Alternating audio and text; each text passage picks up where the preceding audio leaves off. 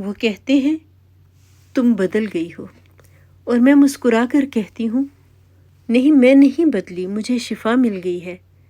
میں نے تقدیر کے خاموش لمس سے سیکھا ہے کہ ہر زخم ایک استاد ہوتا ہے۔ وہ بولتا نہیں مگر دل پر اپنے گہرے نشان چھوڑ جاتا ہے۔ میں نے تھکن سے صلح کر لی ہے۔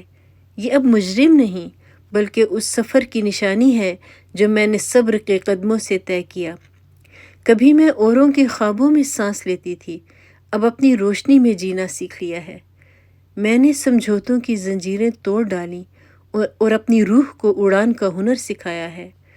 میرا انکار اب گناہ نہیں، میری خاموشی بھی کمزوری نہیں، یہ خودداری کی زبان ہے، یہ عزت نفس کی آہٹ ہے۔